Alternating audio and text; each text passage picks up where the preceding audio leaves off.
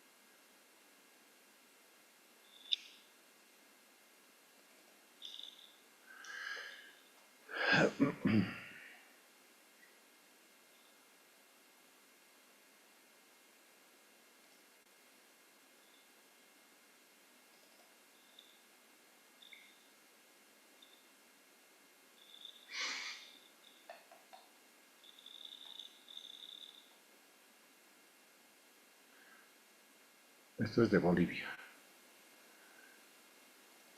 Y esto, vamos a ver. Muy bien.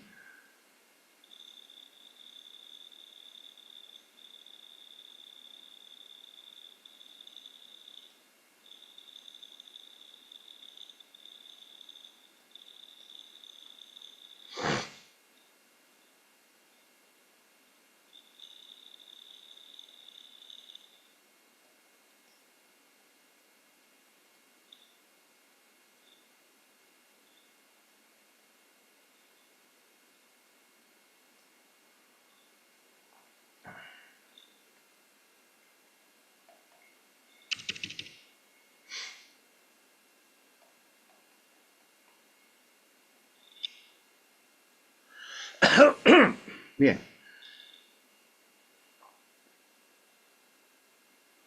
Quiero ver qué estamos compartiendo.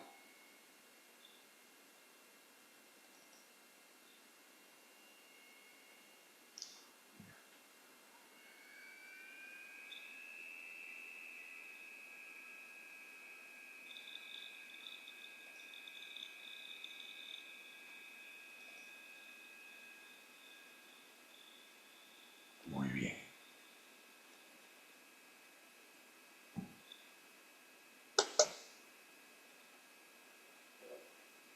A ver, vamos a analizar algunos aspectos que estuvimos explicando en la anterior clase. Estábamos hablando del índice del hambre, del índice global del hambre. Habíamos señalado que este índice se elabora para una mayoría de los países en el mundo. Hemos explicado cuáles tienen un índice bajo, medio o moderado, que nosotros estamos como moderados. África, muchos países de la zona subsahariana están como grave, muy grave.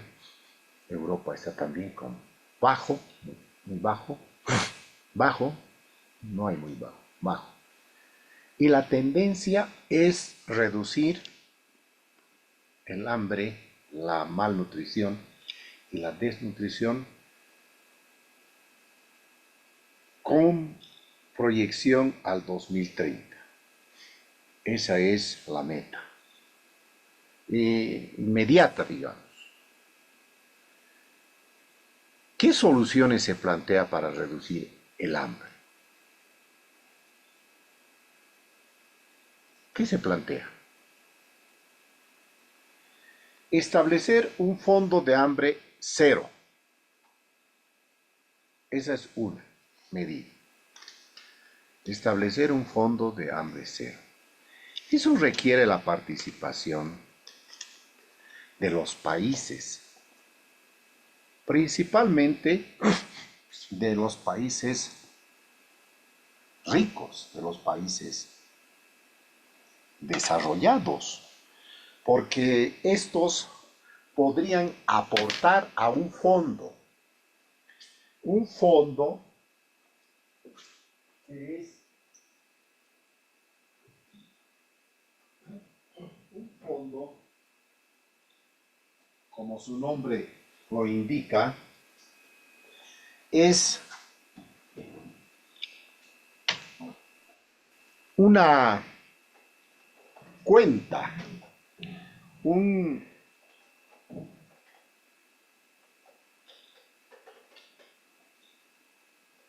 es colocar recursos financieros para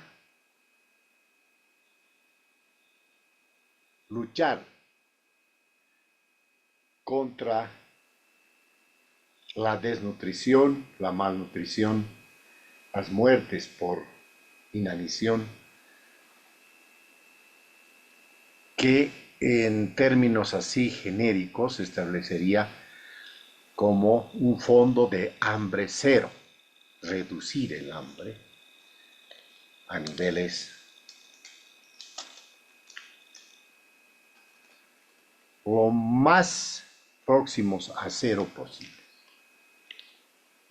Eso es por un lado. Otra medida o posible solución es ampliar la infraestructura y la tecnología de la cadena de frío sostenible. Ampliar la infraestructura y la tecnología de la cadena de frío sostenible. ¿Eso qué significa? Significa que principalmente en zonas tropicales, en zonas desérticas, las temperaturas son elevadas. Y lamentablemente, la mayoría, por no decir todos los productos procedentes del campo,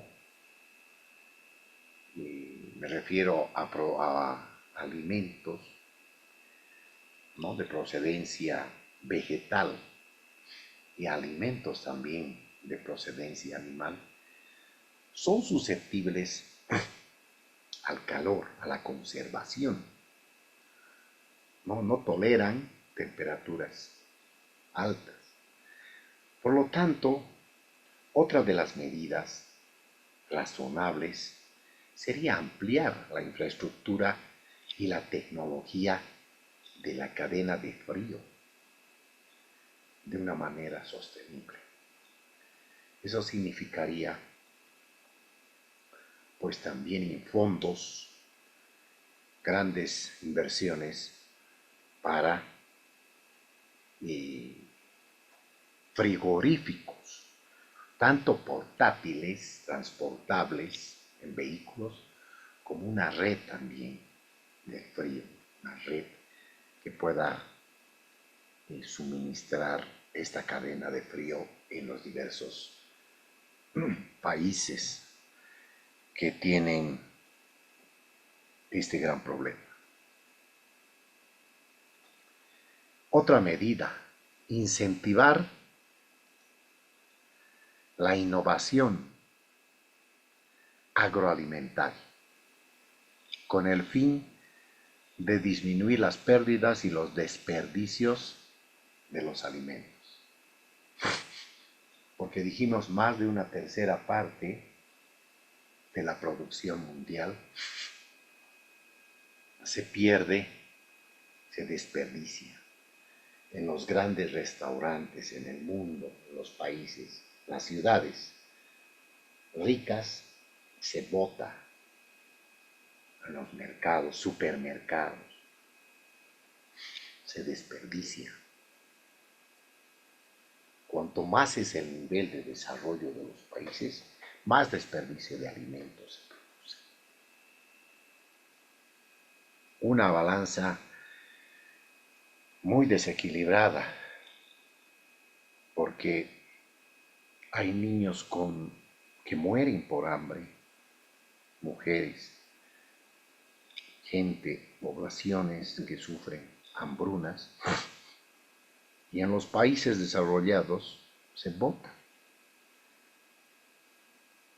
se desperdicia, no se termina de comer y se echa a la basura. Eso es injusto, pero es la realidad. ¿Qué se puede hacer? ¿Qué soluciones se plantean para que los alimentos sean más seguros? Una inocuidad basada en ciencia para todos. Es decir, que se difunda, se transmita también, se socialice la inocuidad a todo nivel, en el campo, en ciudades, con programas de concientización, programas de divulgación, programas radiales, etcétera, en el idioma local, sobre la inocuidad. Eso se refiere a alimentos sanos, libres, libres de enfermedades, libres de plagas, etcétera, sanos, limpios. Desarrollar un nuevo índice mundial de seguridad alimentaria.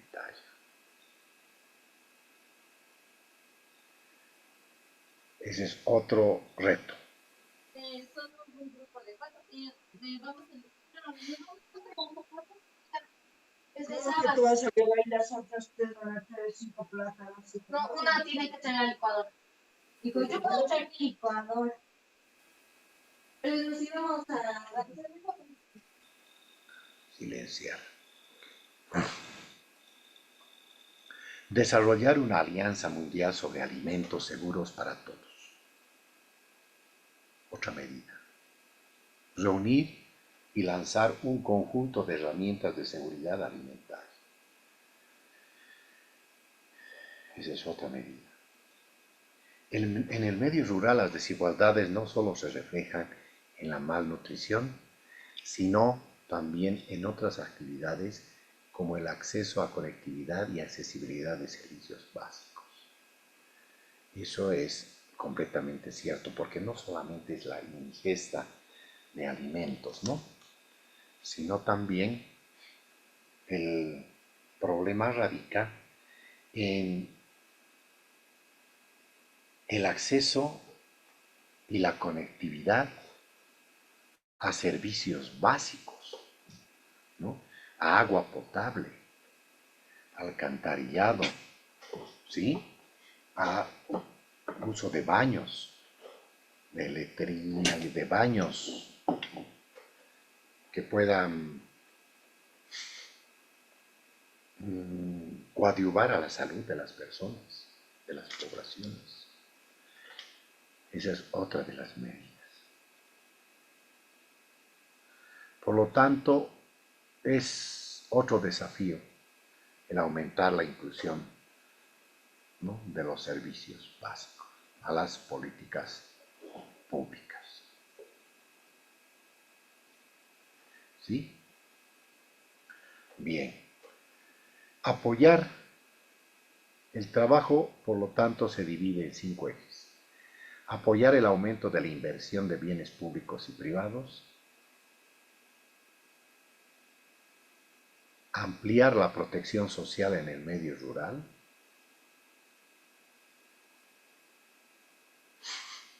Producir de una manera más sostenible, bajo el enfoque de una salud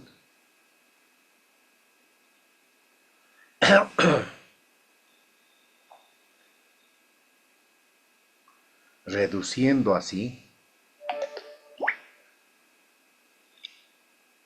la huella ambiental e integrando los ecosistemas y biodiversidad.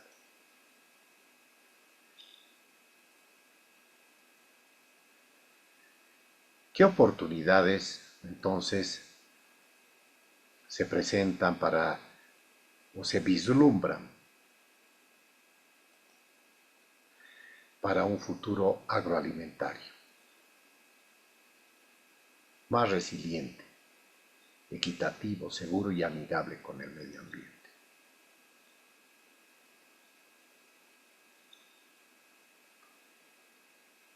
Bueno, las soluciones deben ser compatibles con las capacidades, el contexto y las prioridades de los países.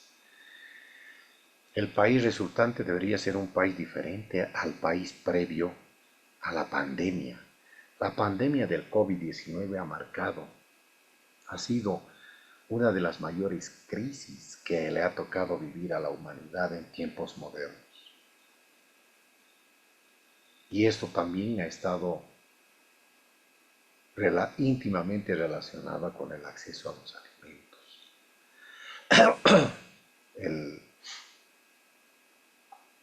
La reconstrucción post-COVID también debería crear oportunidades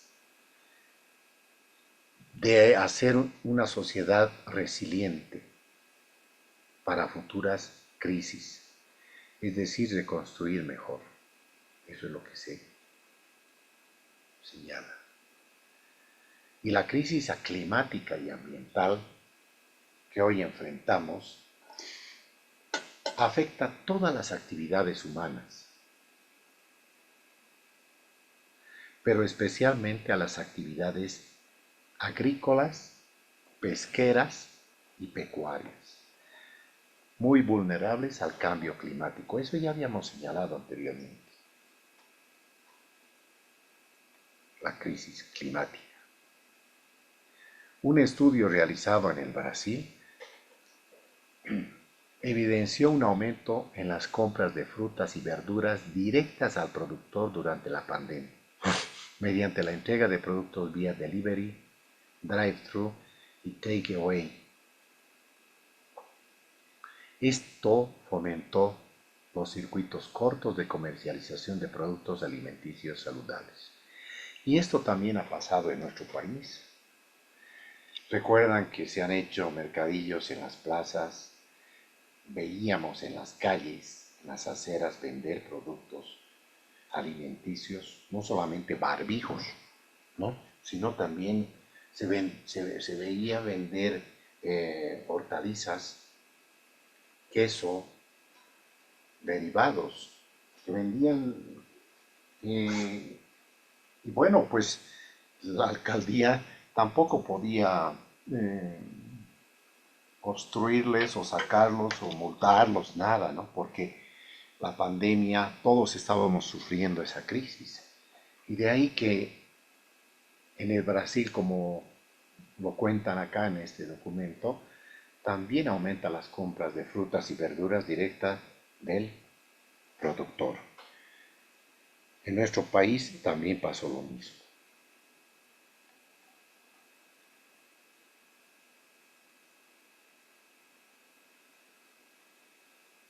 Bien.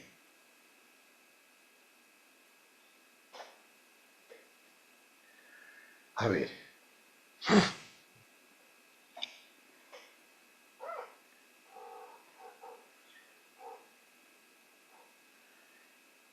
Acá hay algo que está remarcado y dice menos de 1/3 de la población mundial podría actualmente satisfacer su demanda de alimentos producidos en el ámbito local, en un radio de 100 kilómetros.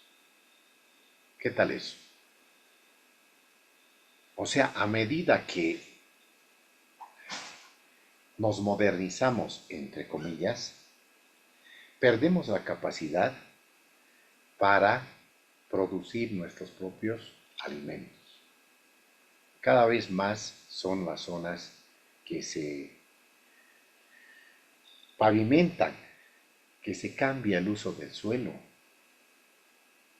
Veamos nomás en el alto, cada vez son más zonas. ¿Qué piden?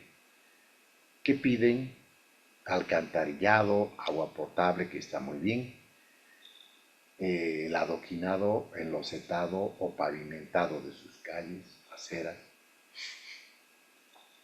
alumbrado público. Entonces se va urbanizando y esas tierras que estaban destinadas a la agricultura se han pavimentado, se han cementado, han perdido su capacidad, han cambiado el uso actual del suelo.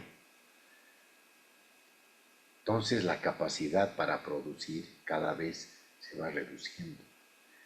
Los campos van quedando cada vez más alejados, los centros de producción. Del total del suministro de cereales en las Américas, 623 millones de toneladas métricas en el 2018, el 14% fue importado. Cuando se trata de las frutas, un promedio de 25% del suministro interno de las Américas, 128 millones de toneladas, fue importado. Son datos de la FAO 2021. Nosotros importamos harina, importamos ahora cebollas, zanahorias, papa del Perú, manzanas, melocotones, enlatados, etcétera, de países vecinos. Y esa dependencia a la importación hace que las capacidades productivas del país se vayan cada vez más reduciendo. Sumado esto a las condiciones de cambio climático que no son prometedores los pronósticos. Por ejemplo, en 21 de 35 países de las Américas, América Central, Sudamérica, Norte, las importaciones representaron más del 50% del suministro interno de cereales. Desde el 53% en Guatemala hasta cerca del 100% en los países del Caribe. En los restantes 14 países las importaciones representaron menos del 50% del suministro interno.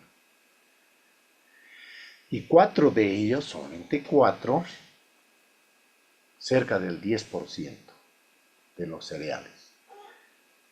Ahí está Argentina, Paraguay, Estados Unidos y Brasil. En cereales. Cuando se trata de frutas, 5 de 35 países de las Américas, las importaciones de fruta representaron más del 50% del suministro interno.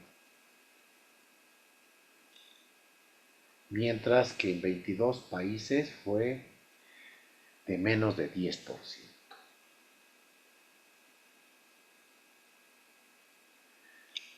Hablar de lo local.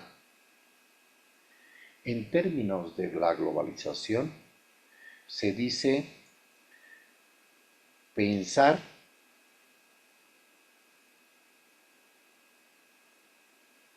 en lo local y actuar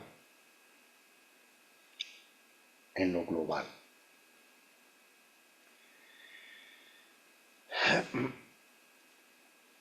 Cuando hablamos de lo local, se hace referencia a dos cosas diferentes: lo físicamente local y lo culturalmente local. Si se tratara de alimentos que se cultivaron cerca, ¿no?, cuán cerca. Aunque difieren las distancias o las áreas en términos generales, un alimento o producto local se puede definir como aquel que se cría, produce y se procesa en una región donde se comercializa el producto final. Muchos consumidores vinculan valores culturales y sociales al concepto de lo local, que lo hace más complejo definir. Los alimentos locales se incorporan cada vez más en programas diseñados para reducir la inseguridad alimentaria, apoyar a pequeños agricultores y economías rurales, fomentar hábitos alimentarios y promover conexiones más estrechas entre agricultores y consumidores. En general, la evidencia empírica ha descubierto que la expansión de los sistemas alimentarios locales en una comunidad puede aumentar el empleo y los ingresos de esa comunidad, pero es insuficiente para determinar si la posibilidad local mejora la calidad de la dieta o la seguridad alimentaria, o si la localización puede reducir el uso de energía o las emisiones de GI. O sea, hay una interrogante en que si producimos localmente, no sabemos hasta qué punto estamos dañando nuestro mismo entorno y en qué medida la comercialización de esas cosechas podrían ser mucho más rentables que importarlas de un tercer país y reducir efectos invernadero, deterioro ambiental, contaminación, ¿no? Y otros factores. En varios países, por eso hay marcos normativos que favorecen la participación, ¿no?, de las AF en los mercados de compras públicas, de alimentos, y se priorizan los alimentos locales en la construcción de dietas. Hay otro dato también curioso, que el transporte marítimo genera 25 a 250 veces menos emisiones que los camiones, y el transporte aéreo genera emisiones en promedio 5 veces mayores que el transporte por tierra. Eso también es importante señalar, que el transporte por vías fluviales, por el mar, es mucho más, desde el punto de vista ambiental, mucho más eficiente, de 25 a 250 veces menos emisiones que los camiones, los aviones inclusive.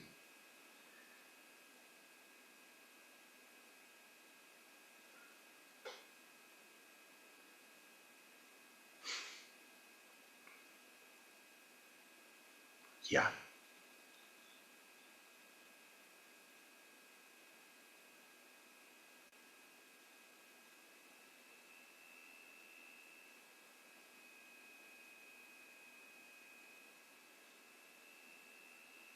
En comunidades menos integradas, o mejor integradas, perdón, a mercados circundantes, la variación local es menos importante para la determinación de precios, porque los alimentos se pueden traer de o enviar a otras áreas. Eso también. Pero acá también surge ciertas contradicciones. ¿Como cuál? A ver, que los sistemas alimentarios locales de menor escala son más vulnerables a eventos locales, de sequías, inundaciones o tormentas. Además experimentan altos costos de transacción, precios estacionales altos y bajos y mercados inundados. mientras que los consumidores a menudo carecen de opciones y alimentos de calidad o encuentran productos contaminados o inseguros. Eso también es así, ¿no? Un ejemplo, digamos, los quesos que se producen de forma artesanal no siempre son los mejores, ¿no? Porque requieren ciertas condiciones de pasteurización, sin mencionar todavía de higiene y de inocuidad de la leche, de pasteurización, para la producción de queso. O como lo que optaron los comerciantes de los mercados del Alto, de Villa Dolores, de otros lugares, en importar cebollas, zanahorias, papas y otros productos, en lugar de comprar de mercados locales. Uno por el tamaño, digamos, la calidad. En cuanto a la presentación, porque tampoco podemos hablar de la calidad misma en sí de los productos, ¿no? Porque los nuestros son de alto contenido, de alta calidad. Pero la presentación y sobre todo los costos, los que inciden sobre los precios finales, hacen que sea una alternativa más adecuada traer que producir o incluso que comprar al productor local. Eso es también otra condicionante.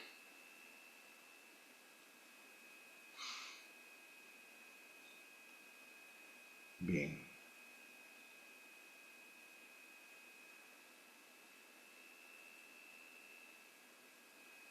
El comercio internacional puede contribuir a mejorar el equilibrio mundial de carbono. Eso es cierto. O sea, por eso que en este documento se explica de que no, tampoco la solución está en la producción 100% local,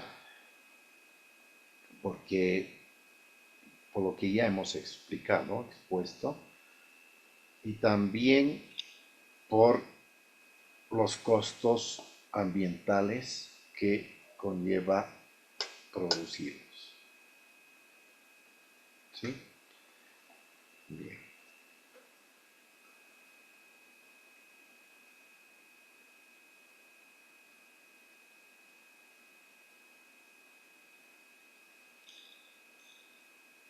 Este documento lo va a tener también en la plataforma para que lo puedan en algún momento consultar o leer, ¿no?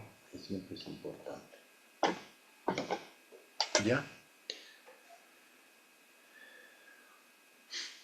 En las regiones conviven exportadores netos, considerados despensas para el mundo, y Ucrania era uno de las despensas, no solamente para Europa, Europa del Este, sino también para África y América Latina.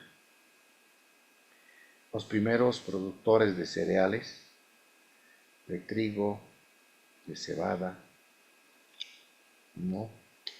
Pero con la guerra eso ya quedó atrás.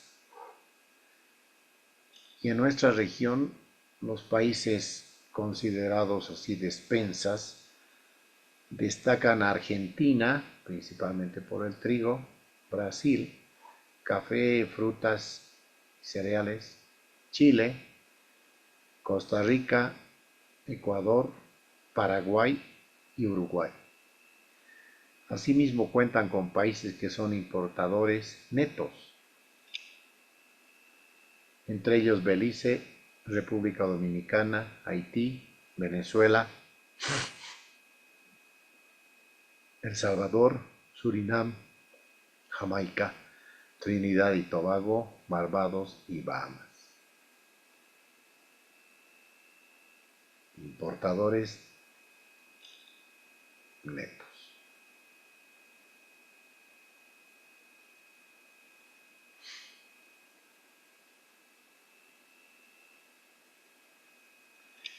Durante la pandemia, la región ha presentado un desempeño positivo en el comercio agroalimentario respecto al total de mercancías. Según datos para un agregado de 17 países de la región, durante 2020 las exportaciones agroalimentarias registraron un incremento del 2,7%, mientras que las exportaciones totales de mercancías mostraron una caída del 9,1%. Ya se han exportado alimentos y no tanto mercancías.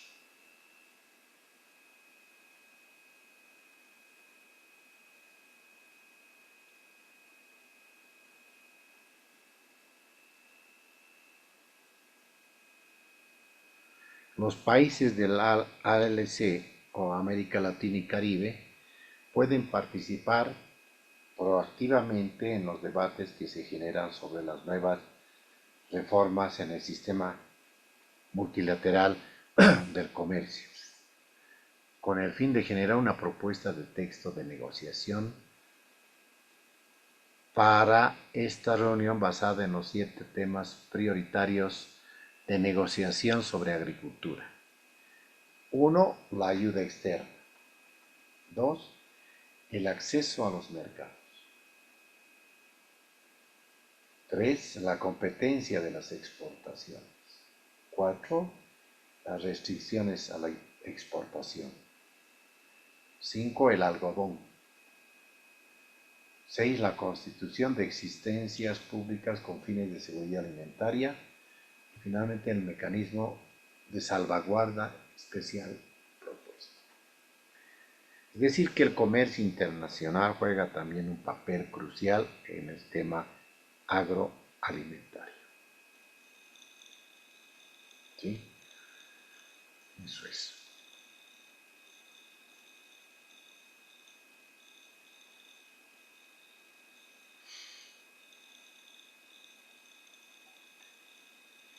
Voy a pasar a otra parte acá.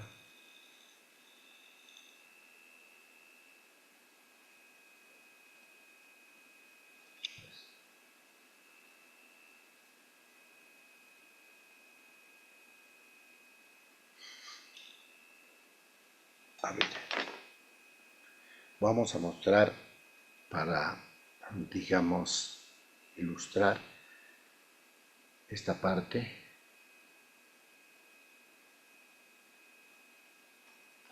Quiero mostrarles esto. Por ejemplo,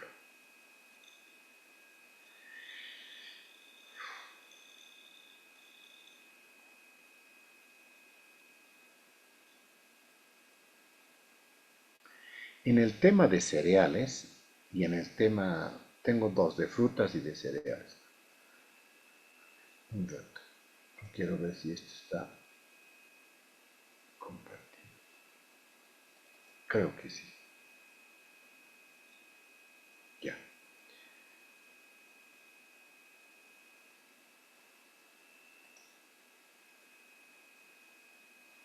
Lista de países con producción de fruta. 2022.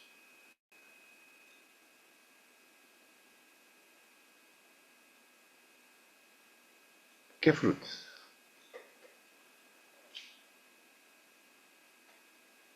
Albaricoque, aceituna, pera, plátano, mango, guayaba, coco, higo, uva, naranja, papaya, melocotón, manzana, piña, grosella, limón, lima, frambuesa, ciruela, fresa, arándano, kiwi, dátil, cereza, aguacate, tomate, membrillo, sandía. De este conjunto de frutas, el primer país es la República Popular de China, con esta cantidad, 1.200.000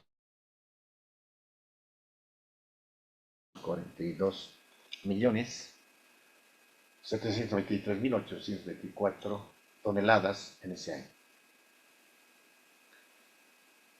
Le sigue la India con 105, casi 106 millones. En tercer lugar está Brasil.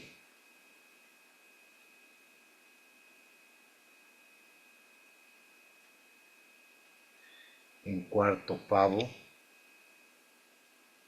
No sé qué es. En quinto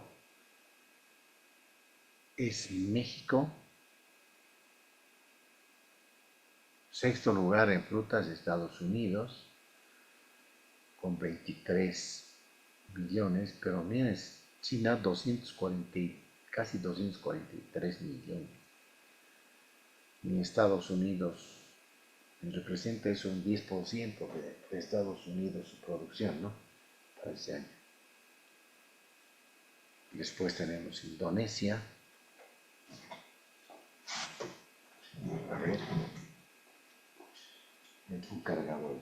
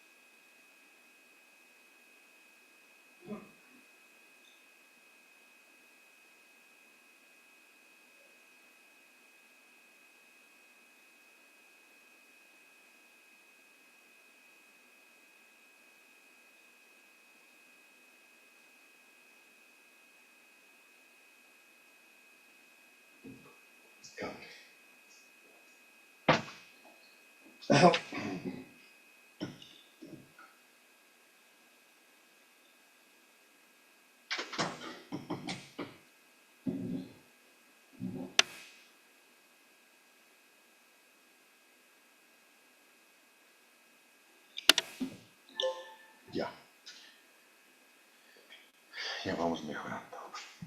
Ok, lo que hablábamos, ¿no? De la producción de fruta.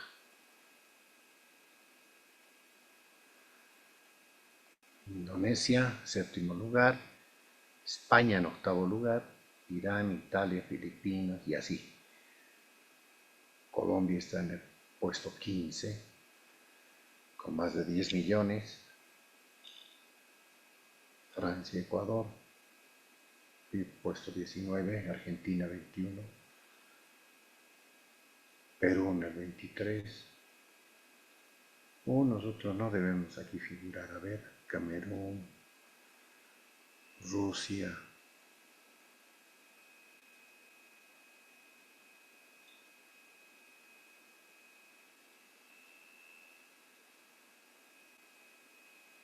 Japón también está abajo, por la ausencia también de tierras, ¿no?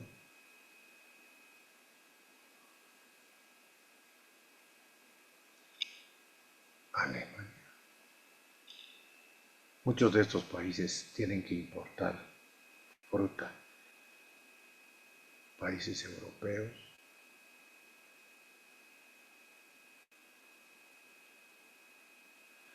Bolivia en el puesto 72, con 1,5 millones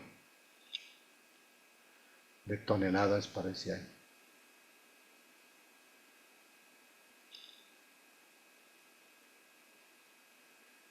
Miren, nosotros tenemos esta cantidad.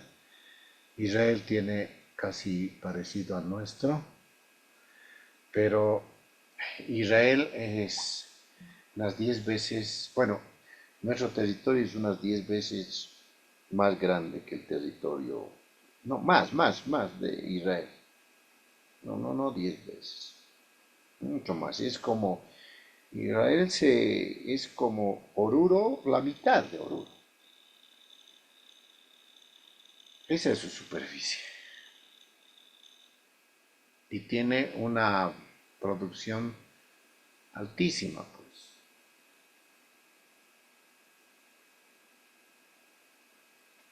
Superior a países que tienen superficies grandes. Y estos países. Canadá también, poco, muy por debajo. Entonces, ¿qué hacen estos países? Importa.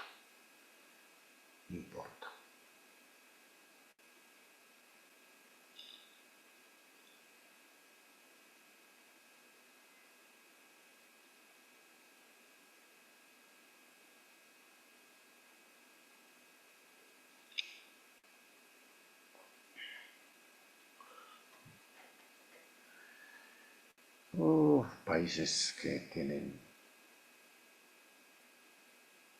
muy baja. Suiza, El Salvador,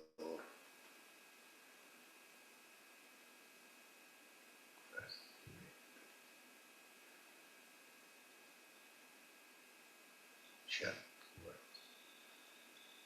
Palestina, 109,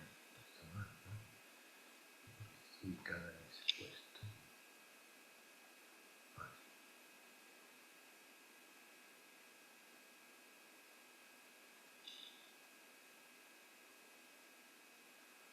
Suecia. Y así se puede ver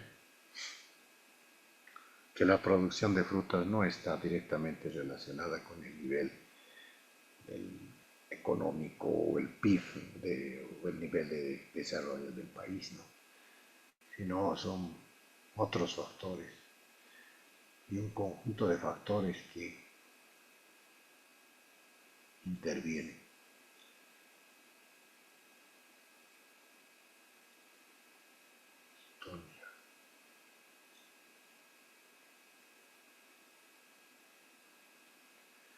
Menos de 1,000 toneladas hay en otros países,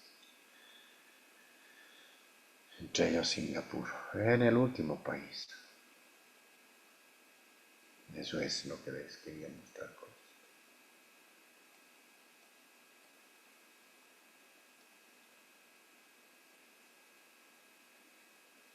Y bueno, de cereales tengo también otras estadísticas.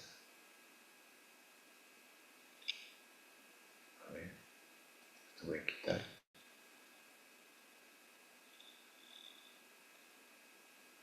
Es este.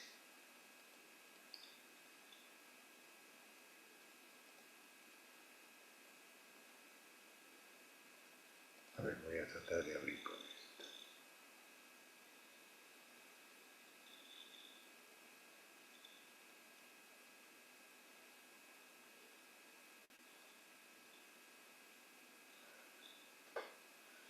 Está cargando.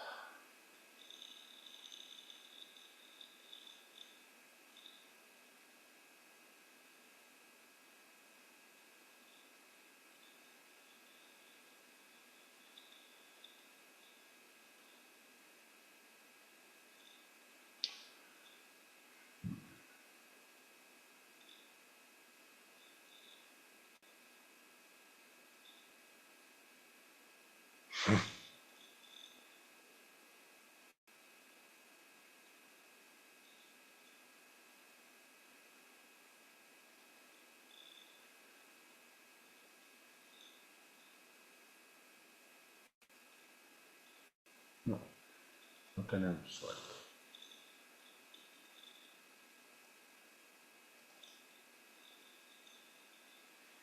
Voy a pasar a explicar esta parte de la soberanía y la seguridad alimentaria en Bolivia.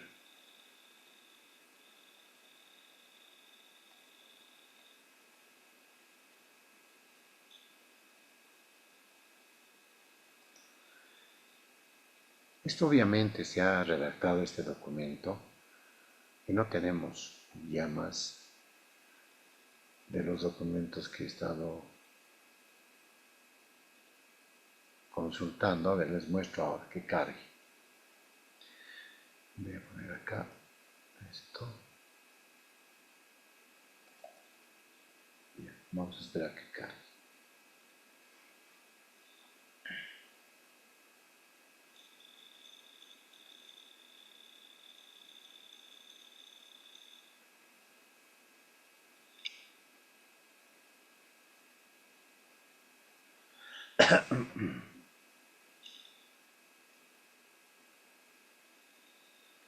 A ver qué pasa con esto.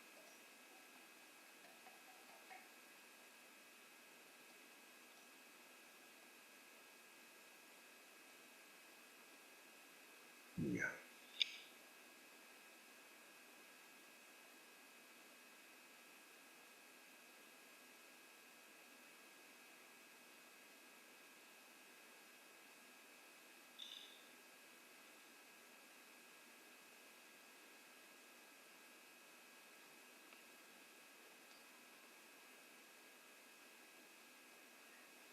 Este documento se ha redactado en el gobierno de Evo Morales y se ha hecho un análisis bien interesante de cómo se ha ido trabajando el tema de la soberanía y seguridad alimentaria, ¿no? Aquí, por ejemplo, indica que hay un mayor peso de la población urbana, ¿no? El crecimiento acelerado a partir del año 76, donde gran parte de la población residía en áreas urbanas, ¿no? El 41,3% del total de la población, el 96 pasa a un 60,6% y el 2008 a más del 55,5%. Y las proyecciones para el 2030 significará que un 73% de la población vivirá en ciudades. Eso es así, eso es cierto. ¿Ya?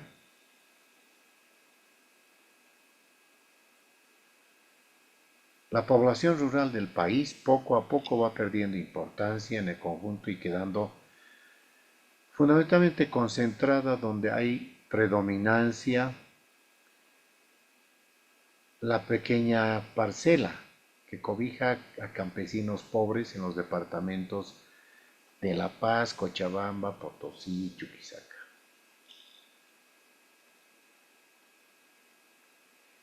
¿No? Hay una tendencia al estancamiento, hacia el estancamiento de la producción agrícola.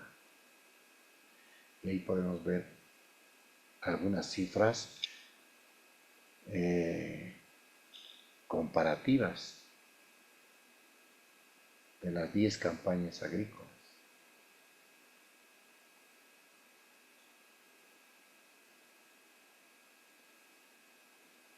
¿No?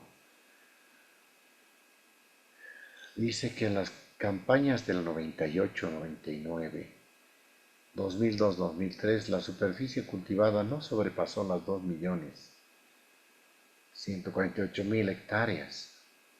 Y a partir del 2003-2004 se incrementa un poco a 2.6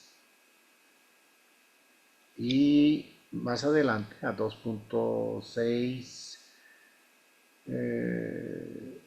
y en la última gestión agrícola 2007-2008 2.4, vuelve a bajar 2.411.000 hectáreas.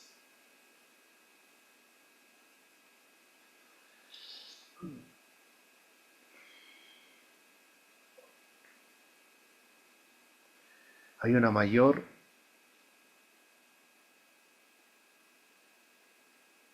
el comportamiento agrícola se caracteriza por incrementos y decrementos no muy marcados y alterados. Sin embargo, se nota un importante decremento en la producción en las gestiones agrícolas 2004, 2005, 2006 y 2007, donde disminuye la producción. Y aquí tenemos un cuadro.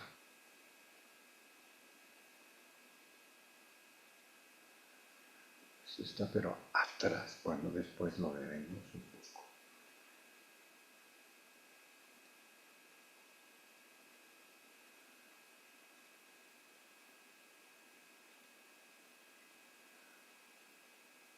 Es el cuadro 3.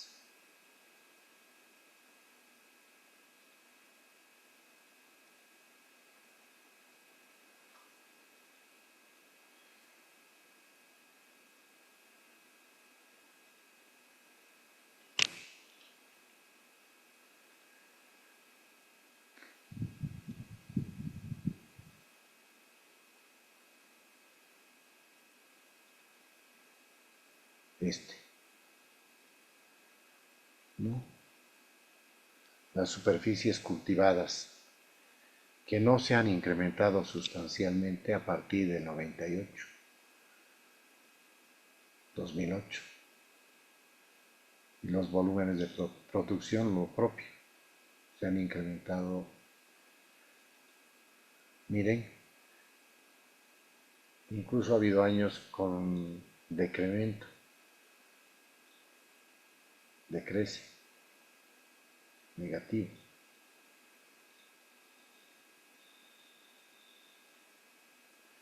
El valor de la producción agropecuaria campesina empresarial, ¿no? Valores de producción agropecuaria campesina al 2002, 624.000, empresarial, 963.000. Entonces no podemos hablar de saltos cualitativos, ¿no? Y las superficies, digamos, cultivadas en estos 2007-2008, cereales básicos, 356.288 hectáreas, estimadas frutas, hortalizas, tenemos industriales, donde se incluye el maíz, el sorgo, ¿no? Como materias primas para la agroindustria, y por eso tiene un valor así alto, ¿no? De más de 1,5 millones de hectáreas, representando volumen también alto. Pero aquí están cultivos agroindustriales. Después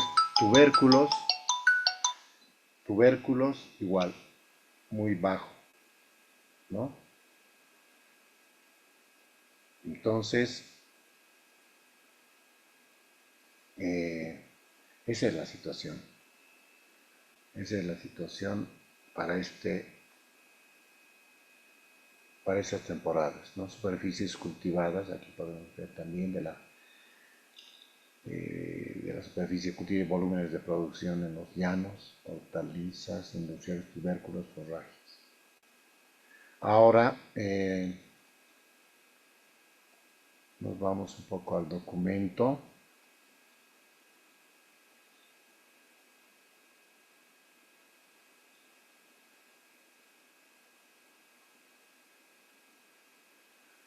Si hablamos de cultivos industriales, algodón, caña de azúcar, girasol, maní, soya, sorgo, maíz grano, esos son los cultivos industriales, los principales. Algodón, caña de azúcar, girasol, maní, maíz en grano, soya, sorgo. La región de los llanos concentra el 83,7%, ¿no? De la superficie cultivada, principalmente Santa Cruz.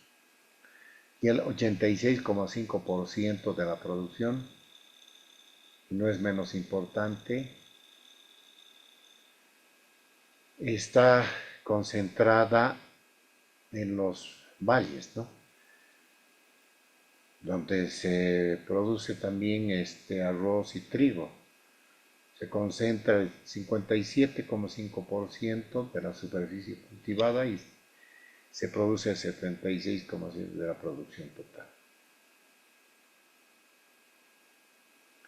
También es importante destacar que este comportamiento de la región de los llanos obedece fundamentalmente al departamento de Santa Cruz.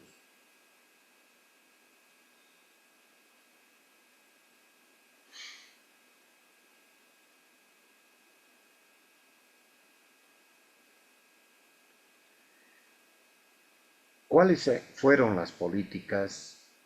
Y acá se hace todo una explicación, un análisis, un diagnóstico de la situación.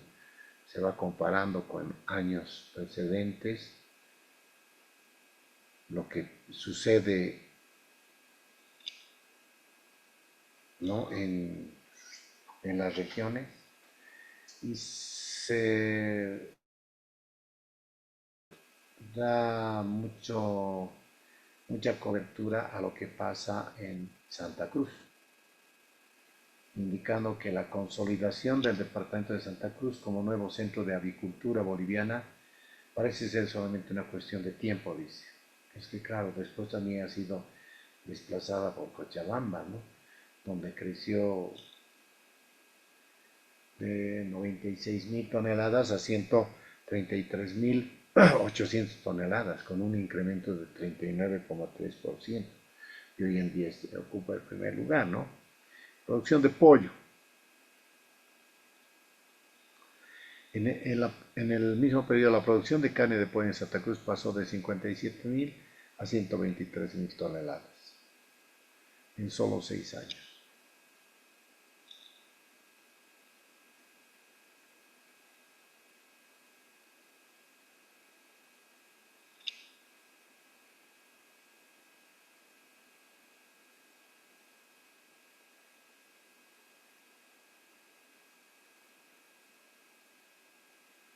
La tendencia a la acumulación de tierra y a su mercantilización. También hay informes de que los propietarios adquieren mayores tierras con fines de mercantilización. Son propietarios de medianas y grandes empresas que representan el 17% de los beneficiarios de la distribución de la tierra en periodos que concentran el 51% de la superficie distribuida, ¿no? Inclusive están en TCOs que representan el 9% del total.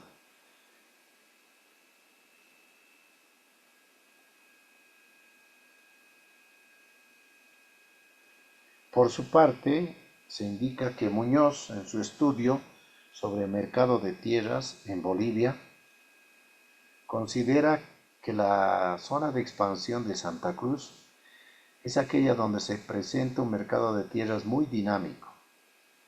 El 89% de los actuales poseedores tuvo acceso a través del mercado, así como las zonas ganadera y área integrada de Santa Cruz.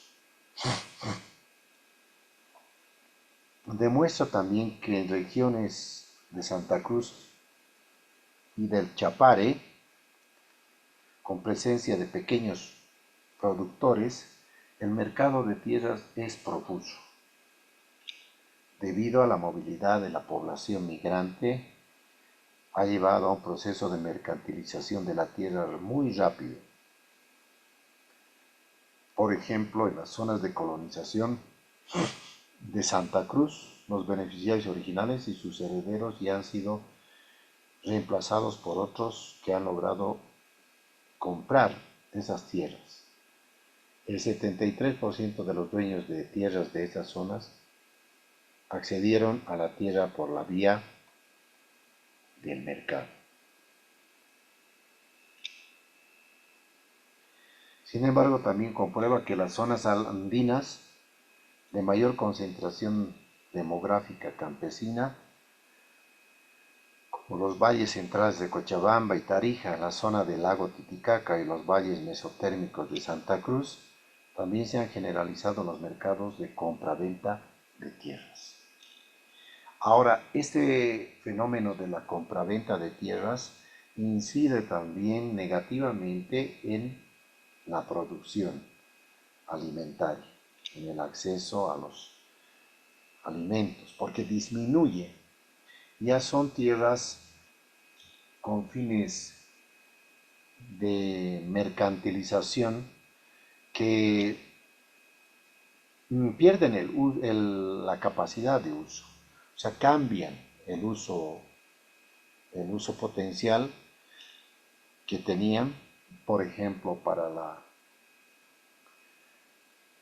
para silvicultura, o puede ser para pastoreo, para ganadería, o puede tener un uso agrícola, o puede tener un uso forestal. Al ser comercializados estas tierras, ya el nuevo dueño, el nuevo propietario, cambia este uso y lo puede urbanizar, lo puede revender, se puede desmontar y colocar coca o diversas actividades, pueden ser inclusive recreativas, creación de zonas de recreación, balnearios, etcétera. Entonces, eso también afecta, impacta en la producción, claro, en la productividad, en la producción agrícola y pecuaria. Ahora, y eso se da en esas regiones principalmente, pero también en zonas altas, no solamente en zonas de llanos, en zonas bajas. Ahora, este otro factor, el predominio de la pequeña parcela individual sobre la propiedad comunal. Ormachea, el autor, sostiene que la propiedad y el usufructo familiar individual de la tierra es la que hoy en día predomina al interior de las comunidades campesinas e indígenas,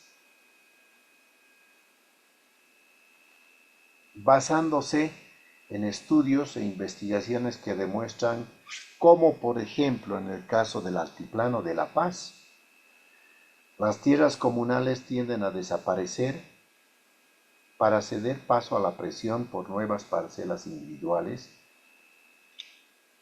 y como en los valles también se presentan tendencias hacia la fragmentación de áreas colectivas comunales en parcelas individuales, tanto en comunidades de ex hacienda como en ayllus, donde además se verifican procesos de compra-venta de tierras inclusive a personas ajenas a la comunidad, procesos que debilitan los resabios de las prácticas comunitarias. Ese es otro de los factores. O sea, en zonas, digamos, llamémosle así, de altura y también de valles, donde la propiedad de la tierra, la tenencia de la tierra no representa cientos o miles de hectáreas, sino más bien, por el contrario, son pequeñas, medianas superficies. Estas todavía se ven fraccionadas porque se revenden las tierras, se comercializan de igual forma. Inclusive las áreas colectivas comunales se dividen, ¿no? Se parcelan. Y es más, como lo indica aquí el autor, estas tierras no solamente se venden o se distribuyen a comunarios, sino también a ajenos que van, digamos que se compran estas propiedades, estas tierras, y le dan otro uso, no el uso que ancestralmente se le daba. Por ejemplo, pastoreo de ovejas, pastoreo, ganadería eh, intensiva, podía ser también producción de maíz, producción de papa, de oca, de ciertos otros tubérculos o cereales.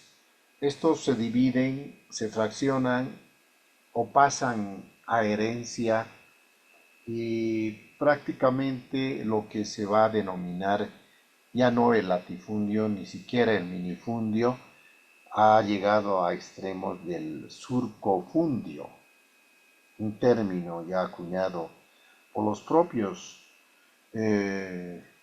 comunarios que indican que ya no tienen ni siquiera un minifundio, sino como son parcelas que han sido divididas a hijos y estos a hijos por sucesión generacional, ya prácticamente tienen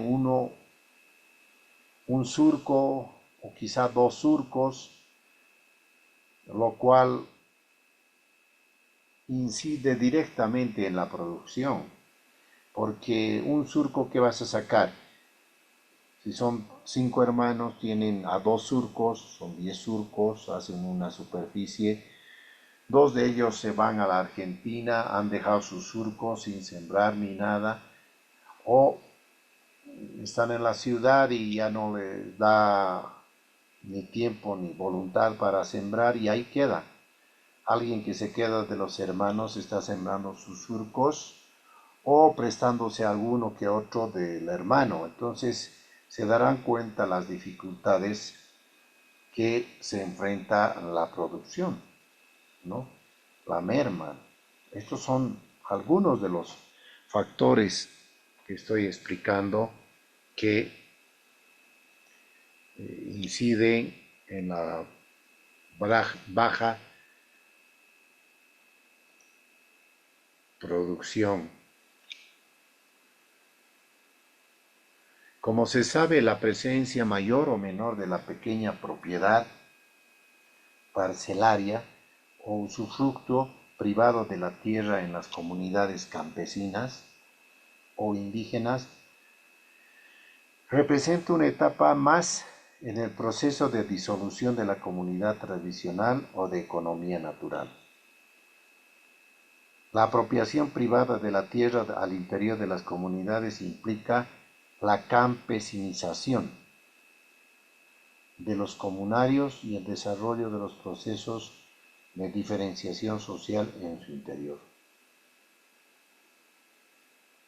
La existencia de comunarios parcelarios ricos y comunarios parcelarios pobres expresa esta desestructuración y esta diferenciación social. O sea, por lo tanto, aparecen pues los comunarios parcelarios ricos y los comunarios parcelarios pobres, aquellos que tienen 1 o 2 surcos y aquellos que han comprado, han acumulado, etcétera, que se ven ya con superficies más grandes y pueden tener esa base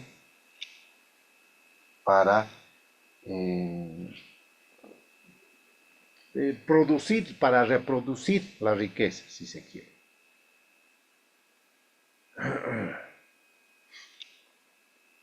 Muñoz constata en su estudio sobre mercados de tierras en Bolivia que en distintas regiones se están dando procesos de diferenciación campesina más marcados todavía, donde la pequeña parcela campesina está cediendo paso a la pequeña y mediana empresa capitalista. Estos procesos son más marcados en las zonas de colonización de la región de Santa Cruz, donde un buen número de campesinos cuyo origen se remonta a procesos de colonización se han convertido en farmers, pequeños capitalistas, o campesinos ricos al influjo del desarrollo de la agricultura de corte capitalista agroindustrial. ¿Sí?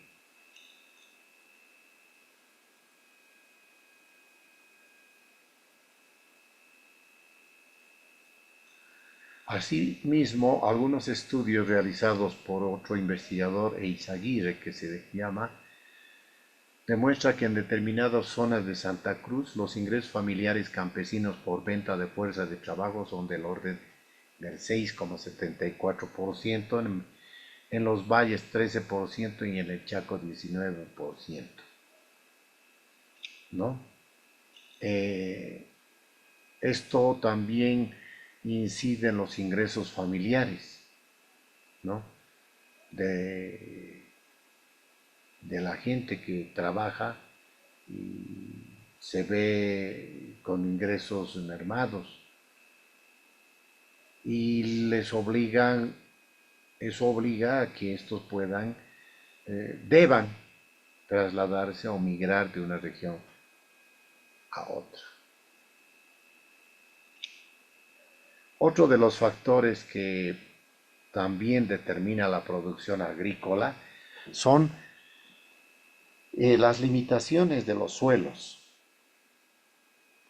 Contrariamente a lo que se supone, Bolivia no se caracteriza por tener ingentes cantidades de tierras aptas para la agricultura.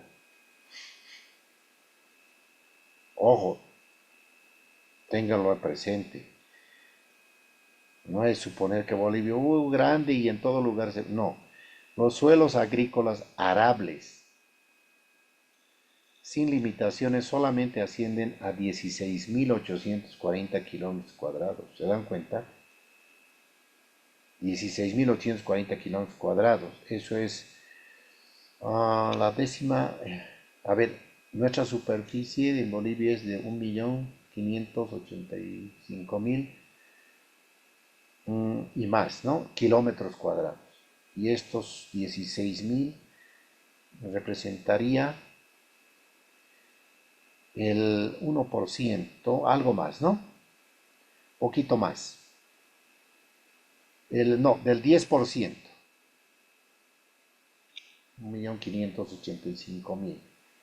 El 10% sería 100. Sí, el 1%. Sí, justamente. A ver, vamos a hacer la operación aquí en la calculadora. ¿Ya? 1.585.000 solamente. Por el 1%, exacto. Representa poquito más del 1%. Ahí está. 1,5% del total de la superficie del país.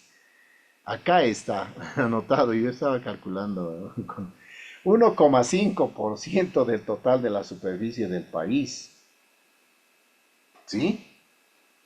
Porque nuestra superficie supera el 1.585.000 hectáreas. Perdón, kilómetros cuadrados. Entonces, de esa superficie, el 1,5% de nuestra superficie tiene aptitud o son suelos con aptitud agrícola.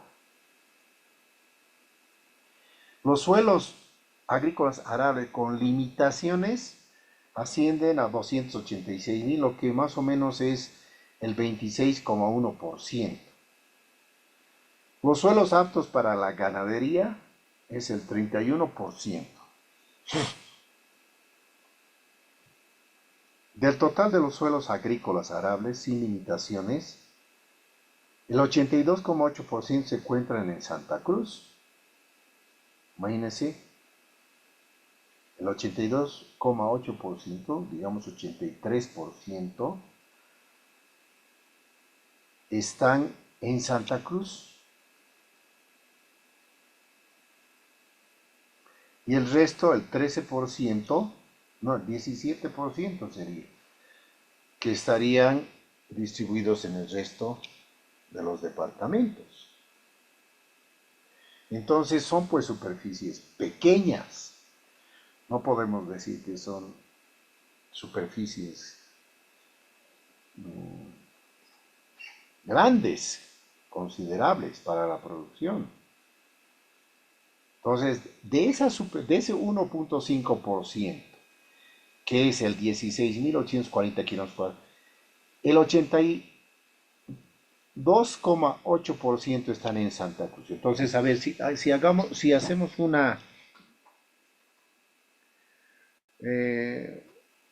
breve ejercicio, ¿no? Si hacemos un breve ejercicio, ¿qué decimos? A ver, si hacemos un breve ejercicio, 16.840 kilómetros o kilómetros cuadrados.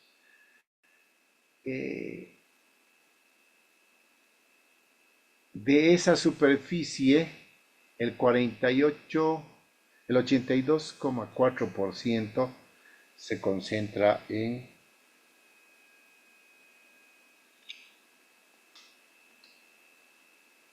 Santa Cruz. Es decir, 13.943. ¿Ya? Vamos a restarle, menos 16.840.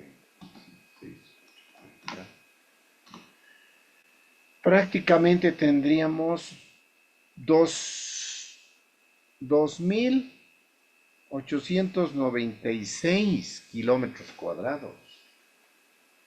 ¿Se dan cuenta? 2.896 kilómetros cuadrados de superficie distribuido en el resto de los departamentos. La Paz, Tupizaca, Potosí, Tarija, etc. ¿Dan cuenta lo que estamos aquí explicando? Entonces, si esas limitaciones del suelo pues inciden negativamente, definitivamente, en la producción de alimentos. Y de esta superficie tan pequeña que Santa Cruz aglutina el 82, casi 83%, más de 13.000 kilómetros cuadrados, destina esa superficie a la producción de arroz, de soya, de maíz grano, de sorgo, de aquellos 5 o 6 monocultivos con capacidades agroindustriales. De ahí inclusive ahora el colza más, ¿no? Para los biocombustibles. O sea, Santa Cruz tampoco destina para la alimentación, sino para la transformación industrial. Ya.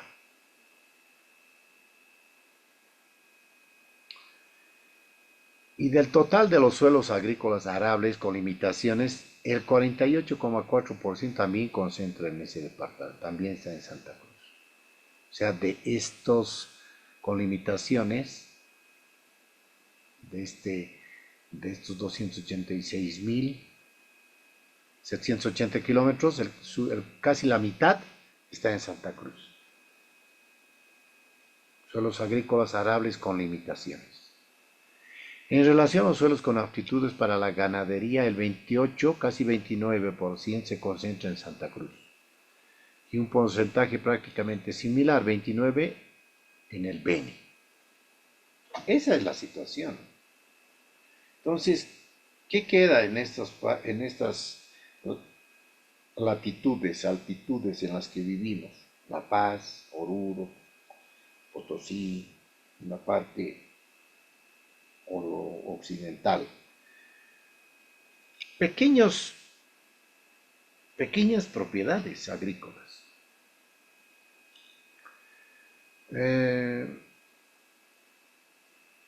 Sumado a eso, múltiples factores que inciden en los rendimientos, los bajos rendimientos.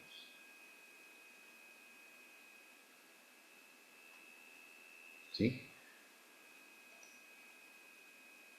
Eso como resultado de este análisis. Aquí tenemos otra argumentación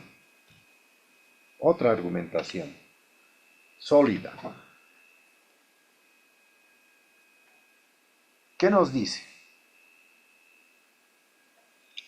El deterioro de las tierras de los campesinos de Occidente.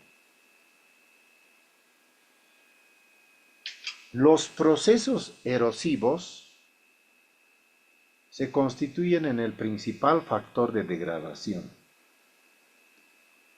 ¿Qué son estos procesos erosivos, los que no son agrónomos? Son erosiones, son suelos erosionados provocados por lluvias, ¿no? Por torrenteras, por estancamiento de aguas, o por el contrario, ¿no? Por la ausencia de agua, de lluvias, que se agrietan, se secan, y si hay exceso de agua, se lavan los nutrientes, ¿no? Se erosionan. Y otro de los factores son por los vientos. De ahí que vienen las terminologías de erosiones eólicas y erosiones hídricas, por los vientos. Y estos procesos se dan en todo el mundo, pero estamos hablando con este documento de Bolivia, ¿no es cierto? De Bolivia. Y decimos entonces que la degradación de los suelos, esas erosiones producto del agua, producto de vientos, también incide en la producción de alimentos, en la producción de cultivos. Según un autor que está acá, la superficie susceptible de erosión abarca 451.000, podemos decir, kilómetros cuadrados. Eso hace 45 millones de hectáreas. ¿Sí? 45 millones 94.300 hectáreas. Somos 1.500.000, o sea, más o menos la tercera parte, ¿no? Que representa más de la tercera, el 41,5% de nuestro territorio.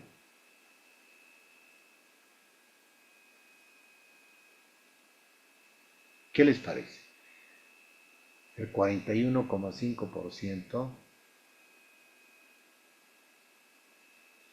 de nuestro territorio nacional. Según nuestra fuente, la erosión y degradación de suelos en la macrorregión altiplano es generalizada, desde moderada a severa, y algunas áreas son de muy difícil recuperación por la inversión económica y técnica que requieren. O sea, si viajamos, nos damos una vuelta, por decirles, viacha hacia Charaña, todos los suelos están erosionados. Si vamos hacia el lago, grandes zonas están erosionadas, algunas están un poco más conservadas, digamos las que están más cerca y protegidas por serranías o por este ciclo hidrológico del lago Titicaca, pero grandes superficies erosionadas. ¿Sí? Entonces, la erosión representa el 41,5% del territorio nacional. Es eso, 41,5% del territorio nacional. Según esta fuente, la erosión y degradación de suelos en la macrorregión altiplano, es generalizada, desde moderada a severa y algunas áreas con de muy difícil recuperar. Recuperar suelos es una actividad, una inversión enorme. Ni Holanda, ni países, Países Bajos, países ricos, Estados Unidos pueden recuperar suelos, ¿no? Requieren inversiones económicas y técnicas gigantescas. Esta situación obedece a una sobreexplotación de las parcelas de cultivo por el minifundio existente, así como por el abandono de prácticas de rotación y de descanso. Sumado a eso, el cambio climático. Sumado a eso, las acciones, los efectos naturales.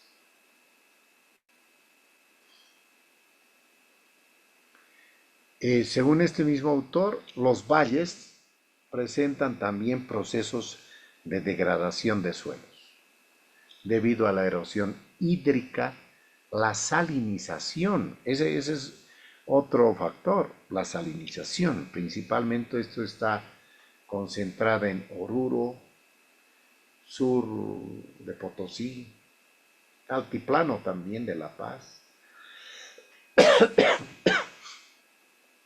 La salinización.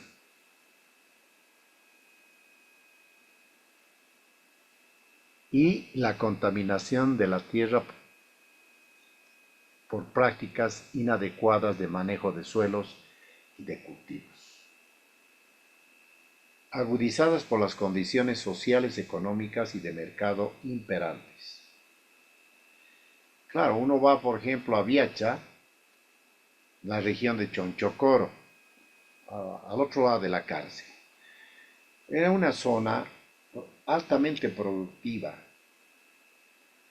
Inclusive yo tenía una propiedad ahí con 15 carpas solares que producíamos hortalizas el año 2009, 10, 11.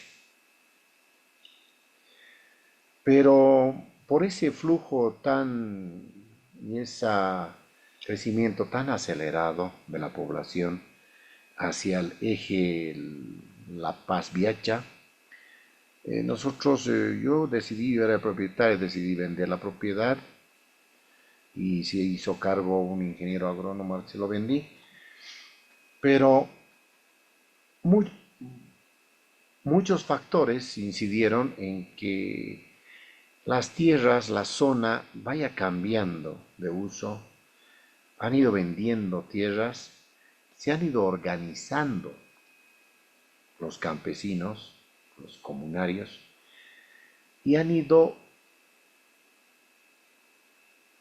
parcelando, el término es, han sacado unos catastros, porque estas eran tierras que el Instituto de la Reforma Agraria había cedido, pero estos lograron sacar folios reales, individualizar y además urbanizar, ese es el término, urbanizar, sacar planimetrías donde estaban ya calles, alguna plazuela, un área verde, etc.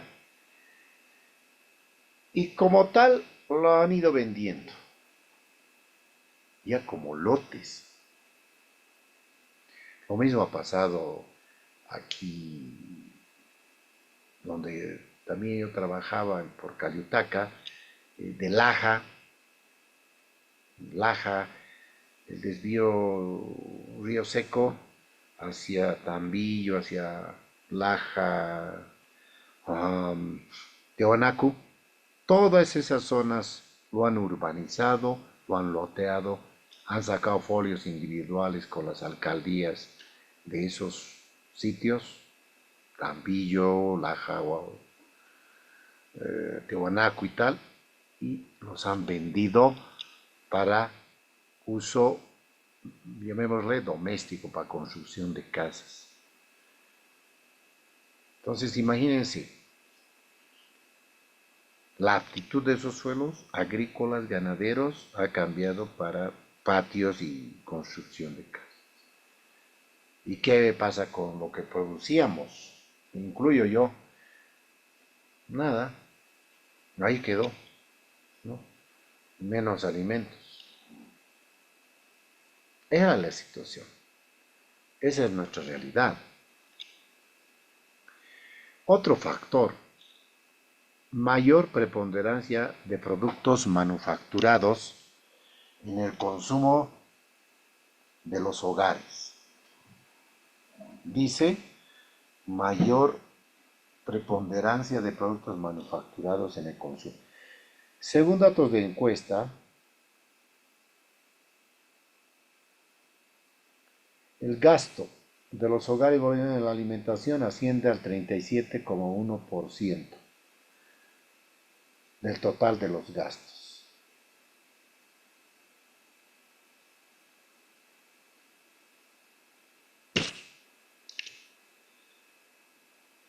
Del total de los gastos. Esperen un segundo. Vamos a mover la computadora. Ya.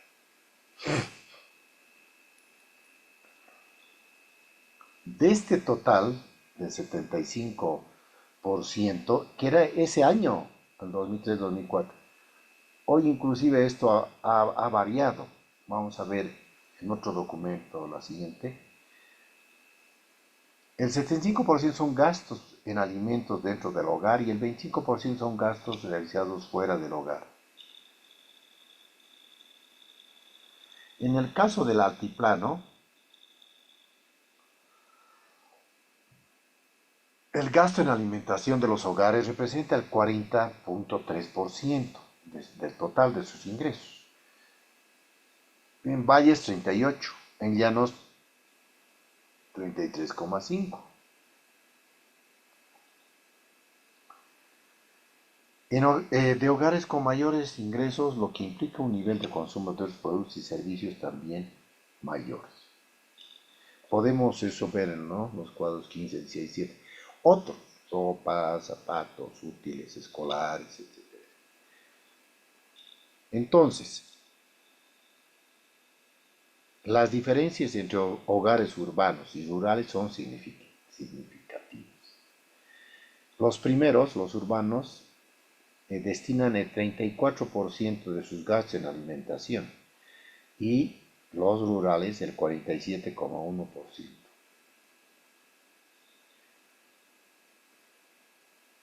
Los hogares con jefe de hogar obrero destinan el 45,5%. Los hogares con jefe de hogar patrón 31,9%. Cuando es trabajador el 42,3%, cooperativista 45%. Pero en términos, digamos, medios, una media ponderable, un 45% de los ingresos son destinados a la alimentación. En resumen,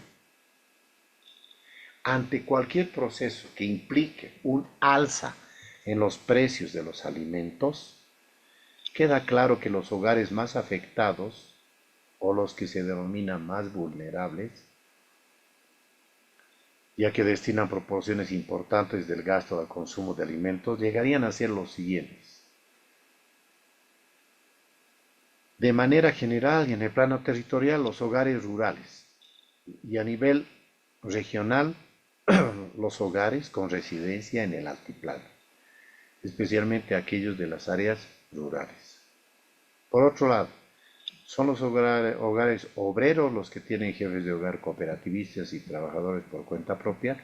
Ahí van albañiles, carpinteros, todos trabajadores, ¿no?, cooperativistas, mineros y tal. Pero sobre todo rurales los que verían más afectados ante procesos inflacionarios en los componentes de la canasta alimenticia. Estos análisis tienen que tomarlos en cuenta el gobierno, ¿no es cierto?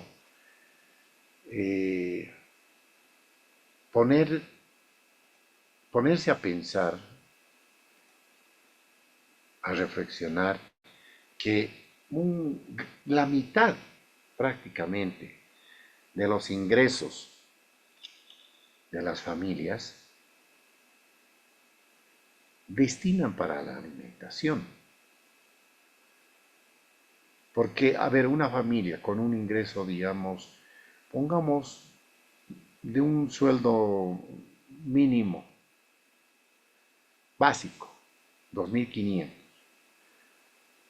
digamos, 3.500 un ingreso, 4.000 con la señora más que trabaja, 4.000 bolivianos. De esos destinan casi el 2.000 bolivianos para la alimentación. Y el resto destinados pues a transporte, a colegio, escuela, útiles escolares, recreos, etcétera, etcétera, etcétera, sumado inclusive salud, pasajes y tal. Entonces, si se incrementan los productos alimenticios, no es pues de tener mucha capacidad o ser un gran erudito o profesional para darse cuenta de que ya no le alcanza, eso es lo que dicen y decimos las familias, ya no alcanza ese recurso destinado para la alimentación. Si se ha duplicado, tendría que de los 2.000 que gastaba, o 1.800, digamos, según esta explicación, un 45% de los 4.000, no, 1.900 bolivianos a la alimentación. Las cosas se han duplicado más del 100, incluso 200%. Tendría que usar todo el ingreso familiar para la alimentación. ¿Y qué le quedaría para transporte y otros gastos? Luz, agua y tal, servicios, gas. Ahí la gran interrogante, ¿no? De tomar acción, adoptar políticas públicas, controlar el déficit financiero, etcétera, por el que nosotros estamos pasando.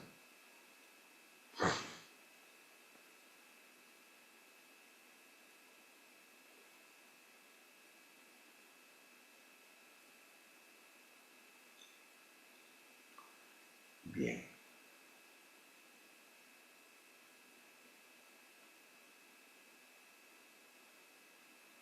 Y aquí se hace todo un análisis, ¿no? De los alimentos, de los rubros, tema carne, mantequilla, margarina, etcétera. Digamos en la región del altiplano nos dice prevalece mayor porcentaje de gasto, de consumo en pan y cereales. En cambio en los llanos, en los valles, sobre todo de los llanos, presentan porcentajes más altos de consumo de carnes que los hogares del altiplano. Los gastos en el consumo de hortalizas son notoriamente superiores en el altiplano y los valles en comparación con los de los llanos.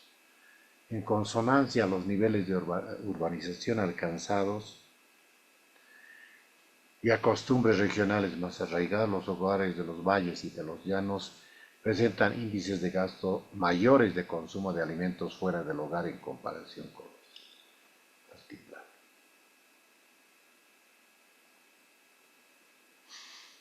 La estructura de gastos de hogares urbanos y rurales por regiones responde en gran medida al comportamiento que se ha señalado en el párrafo anterior. Esa es la... Ahora, ¿cuáles han sido las orientaciones de las políticas agrarias del gobierno del MAS? A ver, vamos a ver de una forma así rápida.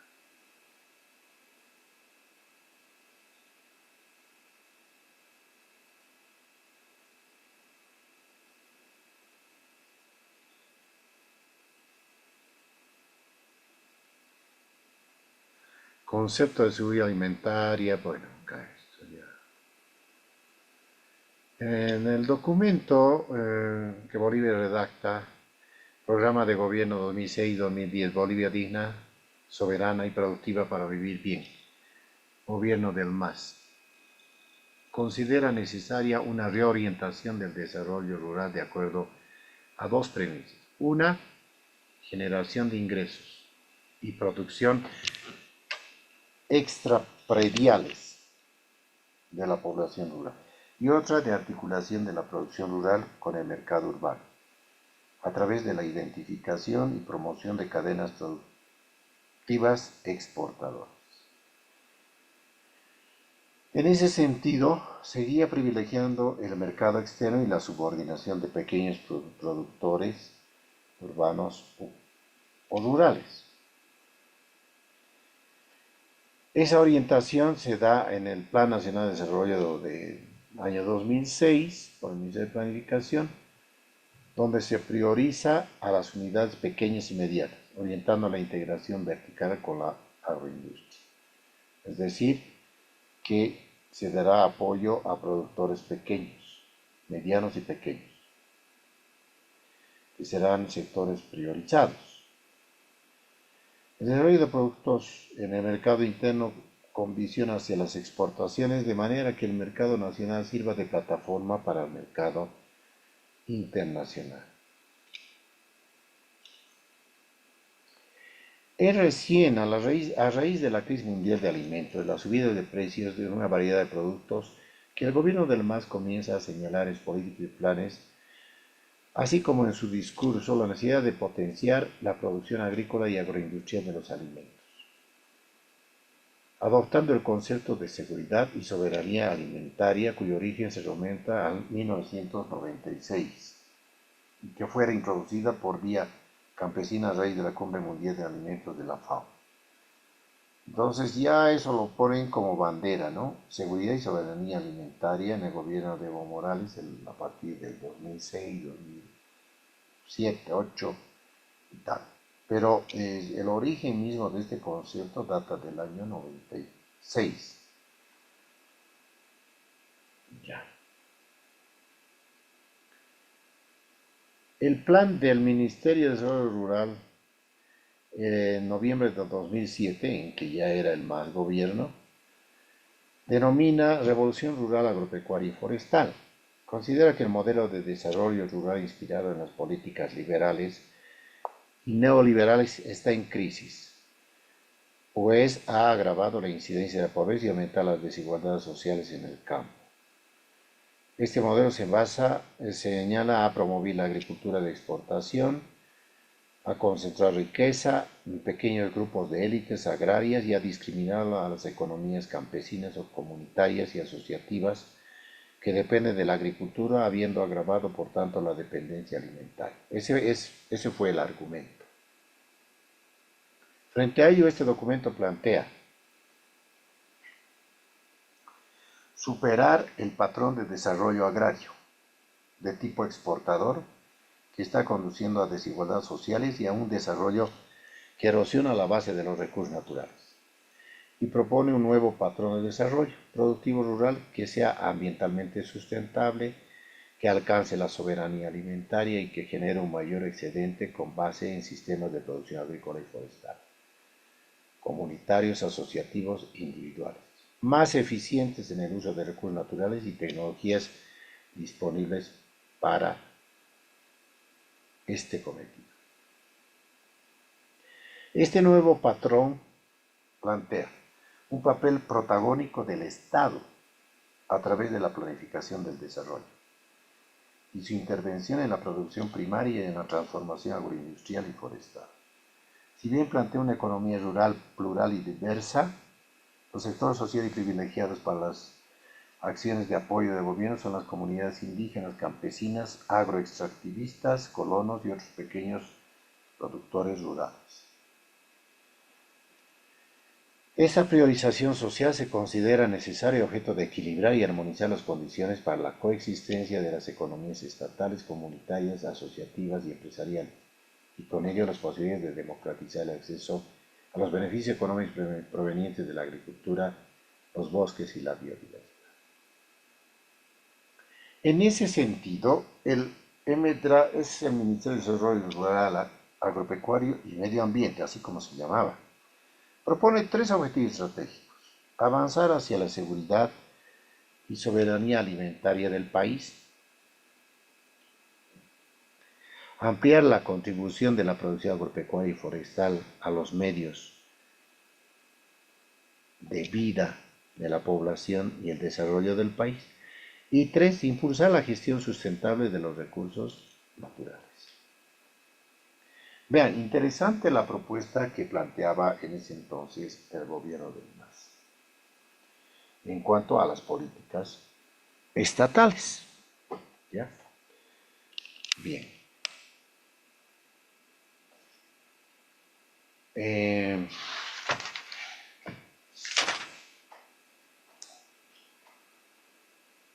Tenemos 5 minutos más, hasta las 22:25, hasta las 10:30.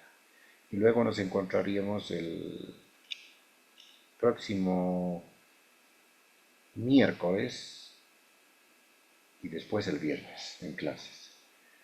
Estamos analizando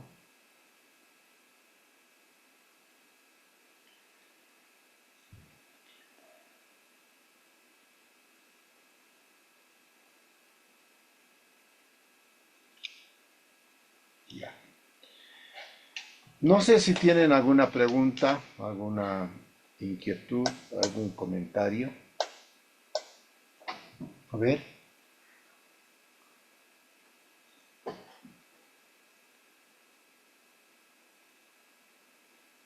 Todo está entendido.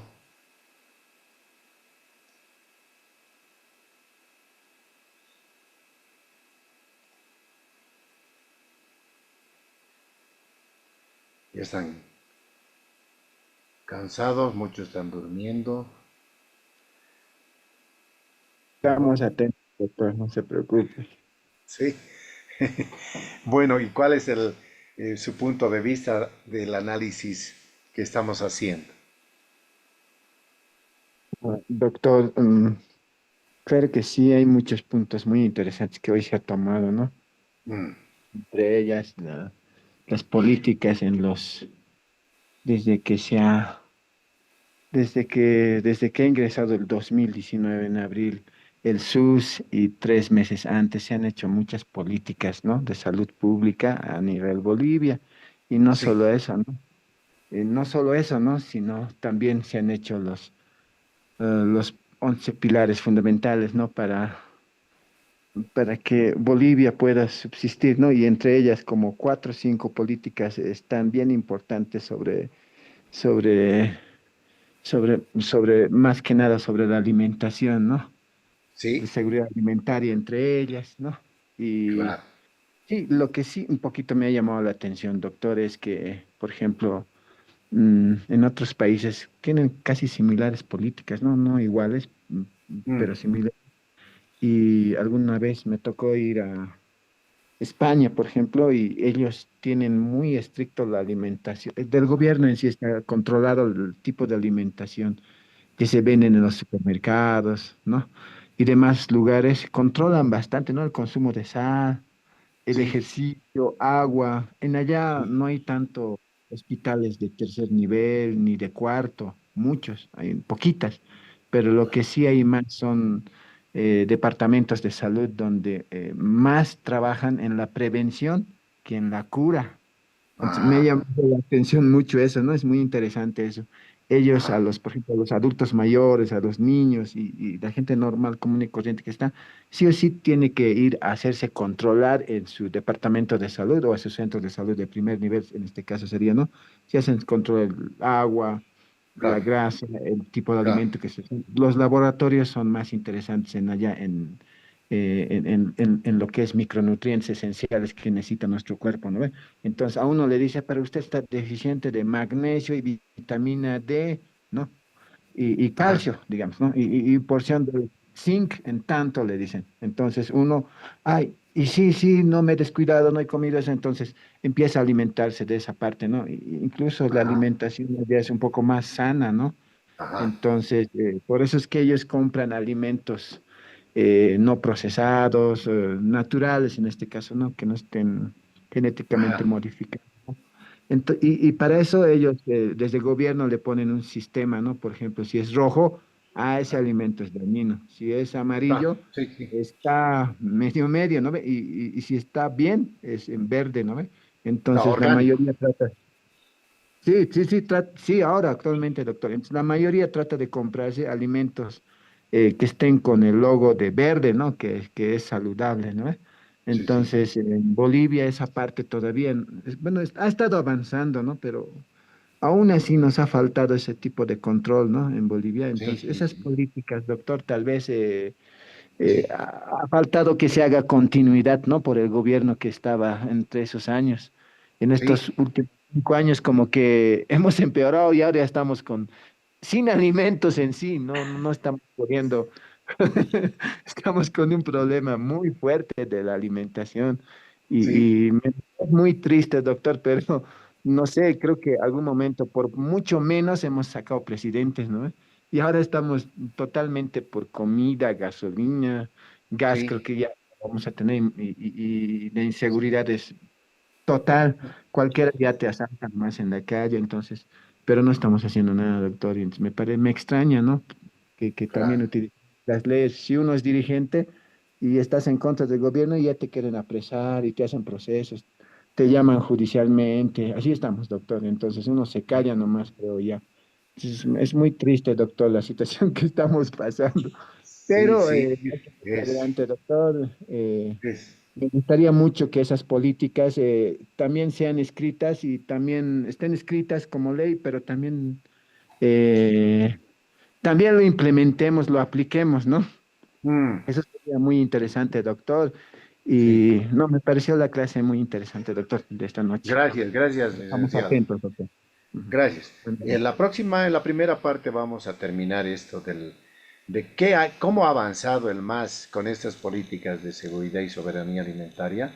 Y después ya vamos a pasar a la otra temática de, de agricultura familiar y que corresponde a la penúltima clase, ¿no?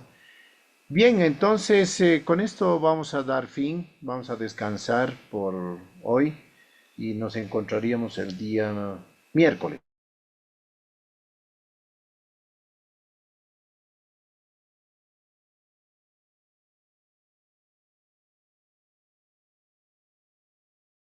Plataforma. ¿Sí? Bueno, muchas gracias y a todos muy buenas noches. Que tengan buen descanso, que tengamos todos buen descanso. Muy buenas noches. Voy a dejar de compartir, voy a finalizar para todos. Gracias, buenas noches. buenas noches, doctor. Buenas noches.